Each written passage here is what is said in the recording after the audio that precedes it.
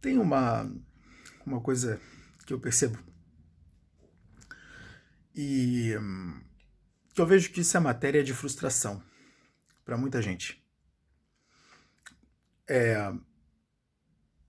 Existe um determinado limite acerca do quanto você se importa com alguém. Não sei se você já teve uma experiência de se importar demais com uma pessoa, a ponto de você estudá-la, a ponto de você perceber os erros que ela está cometendo e as falhas que ela está executando e que ela tem até mesmo na sua própria conduta e na sua própria personalidade. E muitas vezes você, de uma certa forma, traz para si um senso de dever aonde você mesmo, piamente, acredita que pode e, de uma certa forma, você quer ajudar aquela pessoa. Mas você age para ajudar aquela determinada pessoa e parece que aquela determinada pessoa ela não quer ajuda nenhuma ou ela não quer ser ajudada. E é exatamente este o limite. Uma vez, isso é interessante, eu vi um casal que eles basicamente se separaram.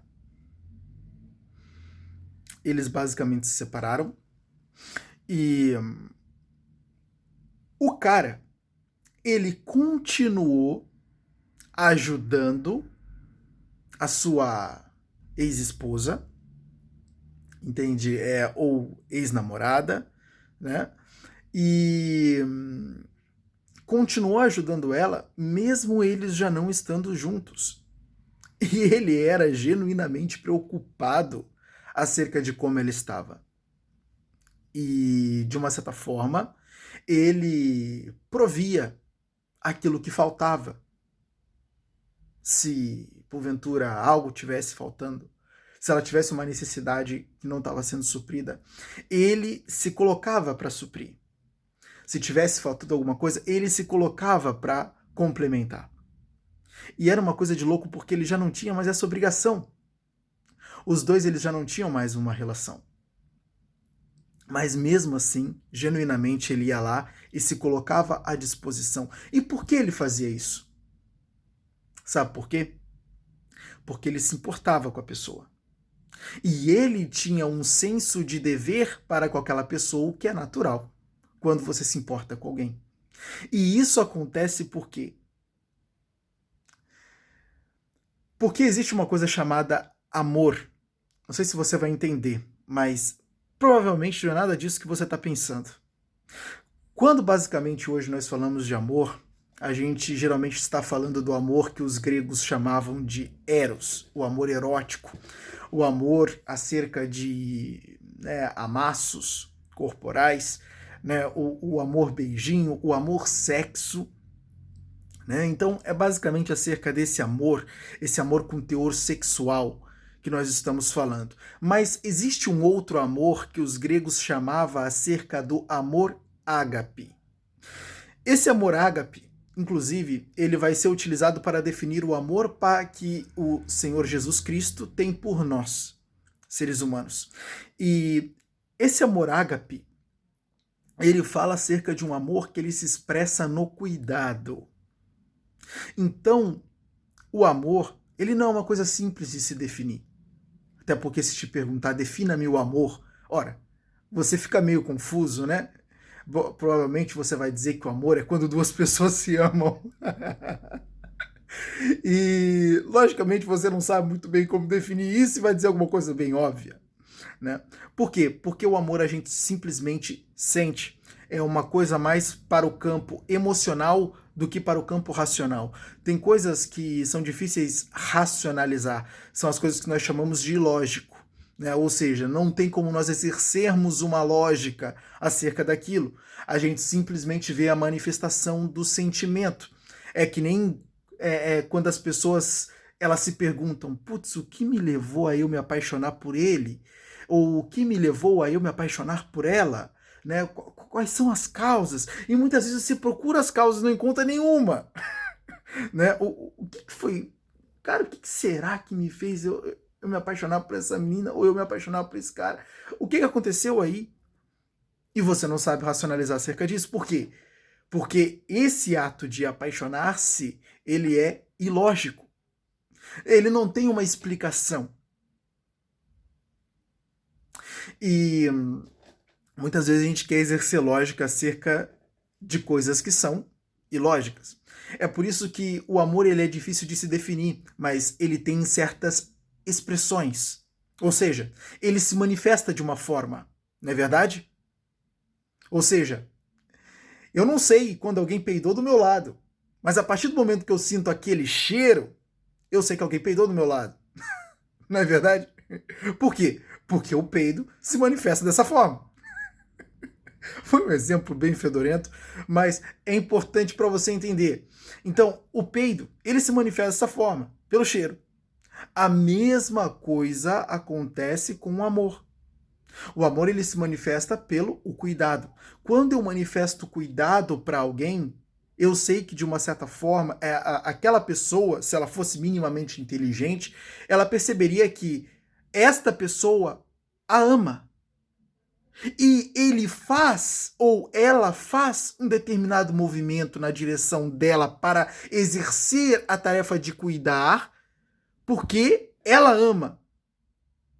A origem da ação de cuidado parte do amor. Não é à toa que as mães são profissionais nisso. Não todas. Tem certas mães que, né, não ligam muito para os seus filhos, a gente vê casos assim, mas tem mães que expressa essa ação de cuidado quase que o tempo todo, às vezes é até extremamente exagerado, quando isso se manifesta, por exemplo, numa superproteção. Mas a expressão do amor, ela é o cuidado. E quando ocorre a manifestação do cuidado, ocorre, de uma certa forma, a manifestação do amor. E entender isso é extremamente importante. Para quê? Para que o receptor do cuidado entenda quem de fato ama e que para o emissor do cuidado entenda o que ele de fato está fazendo. Entende? Então, quando eu sou capaz de entender como o meu amor se manifesta, eu sei quando eu estou amando, eu sei quando eu estou exercendo um amor não comumente, ou seja, não um amor comum, o amor erótico, mas o amor que ele se manifesta pelo cuidado, o amor ágape. Eu reconheço esse amor. E a verdade é que quando existe esse amor para com aquela outra pessoa, é natural que você se importe com ela e insista em certas ações que você, de uma certa forma, entende como uma tarefa sua por amar a outra pessoa, né? Uma tarefa que você deve realizar porque ama. E é o amor a origem deste cuidado que você exercerá. É exatamente por isso que as pessoas muitas vezes insistem em certas coisas. E insistem muitas vezes até demais. Não é? O motivo pelo qual o cara ele seguia cuidando da ex-esposa, da ex-namorada, eu não lembro muito bem o que eles tinham, mas o motivo pelo qual o cara seguia cuidando dela era exatamente porque ele a amava. E poderia ser um amor erótico, com teor erótico, mas que de certo modo havia ali um amor que se expressava no cuidado. Entende? E qual é a matéria de frustração? A matéria de frustração é que muitas vezes o receptor não sabe que é amado. E aí é que está o grande problema. As pessoas se frustram porque elas emitem amor demais. Elas atuam, e isso é lindo. E isso é lindo, e vou te falar, isso é uma ação nobre de uma pessoa. A pessoa deveria de se orgulhar por estar agindo assim. Por quê? Porque ela é uma pessoa capaz de amar. E as chances dela ser uma pessoa bem resolvida na vida são gigantescas. E isso faz uma diferença muito grande na vida das pessoas. Por quê? Porque só pessoas bem resolvidas conseguem amar com eficiência. E esse amor parte dessa bem resoluto, desse ser bem resoluto. Então, quando ele ama, ele vai externalizar o seu cuidado. Só que muitas vezes o emissor não saberá que está sendo amado, porque é incapaz de perceber o amor do outro se manifestando. Por quê? Porque não entende a manifestação do amor. Não entende que o ato de cuidar é a própria manifestação do amor e é a origem do tal ato. Então, ele desprezará o cuidado. E no desprezar o cuidado, ele mostra, ou ela mostra, que é uma pessoa mal resolvida. E aí é que está o problema. Quem se sente frustrado, geralmente, é o emissor. E isso é péssimo, porque ele não deveria. Se você que está aí me ouvindo do outro lado, é a pessoa que emite o amor, jamais, olha aqui para mim, jamais se frustre. Jamais se frustre. E por que eu estou dizendo isso? Porque você está fazendo a coisa certa. Só tem que saber o limite. Por quê? Você jamais vai ajudar quem não quer ajuda. Você jamais fará algo de bom para quem não quer que algo bom seja feito para com ele. Por quê? Por vários motivos.